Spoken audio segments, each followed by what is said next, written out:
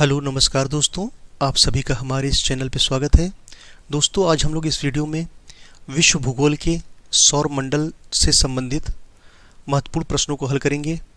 इस वीडियो में हम लोग बुध और शुक्र, जिसे मरकरी और वीनस कहते हैं, इससे अभी तक जो प्रश्न एग्जामों में पूछे गए हैं उन प्रश्नों को लेके आए हैं।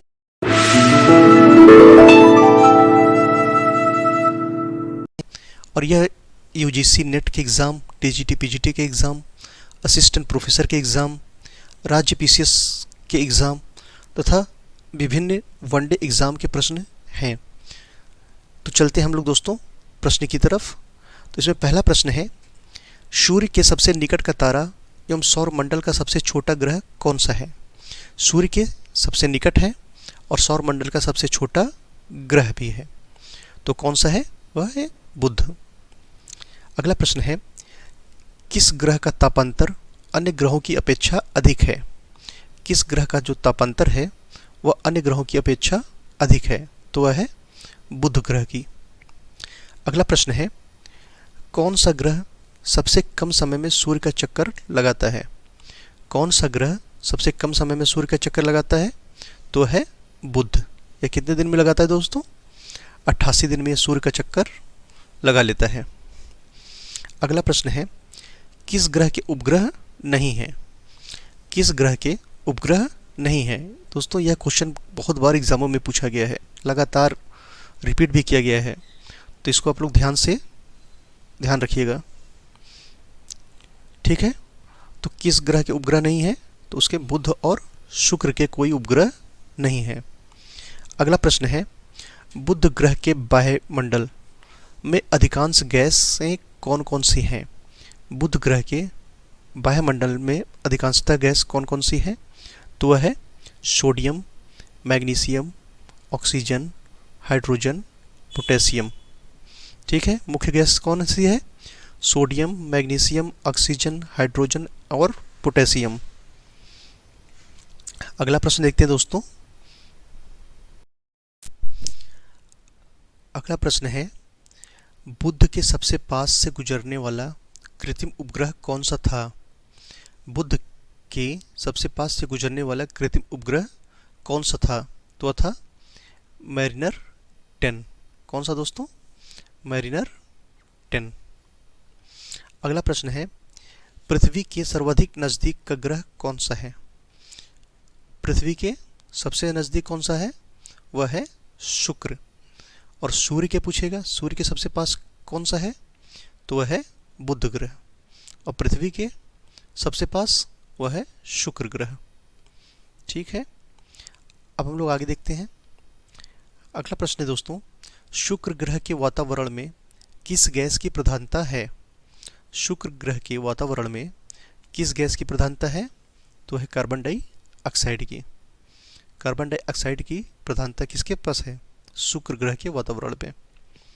अगला प्रश्न है, किस ग्रह का नाम प्रेम और सौंदर्य की रोमन देवी के नाम पर रखा गया है? किसके? प्रेम और सौंदर्य की रोमन देवी के नाम पर रखा गया है, तो वह है शुक्र ग्रह। अगला प्रश्न है, किस ग्रह के पास न चंद्रमा है न वलय है? चंद्रमा है न वलय है। चंद्रमा मतलब उपग्रह नहीं है, तो किसके पास? बुध और शुक्र के पास न तो चंद्रमा है, चंद्रमा अर्थात न उपग्रह है और न ही वलय है।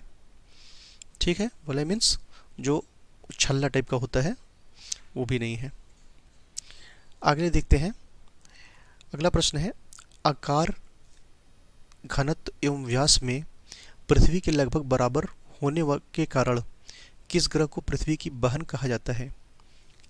आकार, घनत्व और व्यास में पृथ्वी के लगभग बराबर होने के कारण किस ग्रह को पृथ्वी की बहन कहा जाता है? किसकी बहन? पृथ्वी की बहन कहा जाता है। तो किसे कहा जाता है? शुक्र ग्रह को।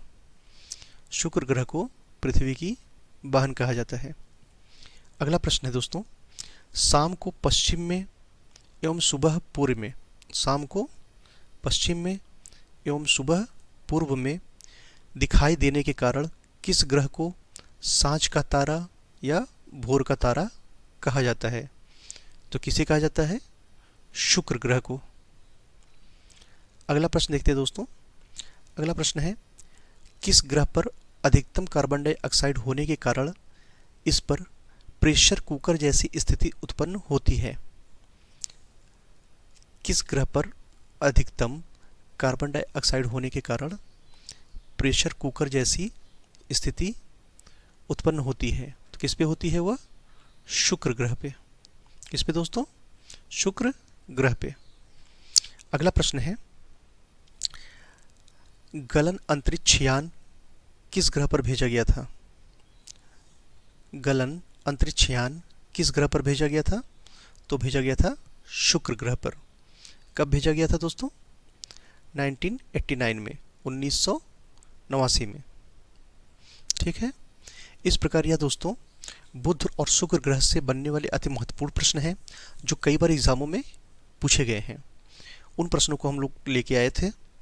तो अगर दोस्तों यह वीडियो आपको अच्छा लगा हो और यह प्रश्न आपके लिए लाभदायक हुए हों तो प्लीज़ इसको लाइक करिएगा, कमेंट करिएगा, इसे और लोगों को शेयर करिए जिससे इसका लाभ और लोगों को भी मिल सके, और इसे सब्सक्राइब भी करिए दोस्तों।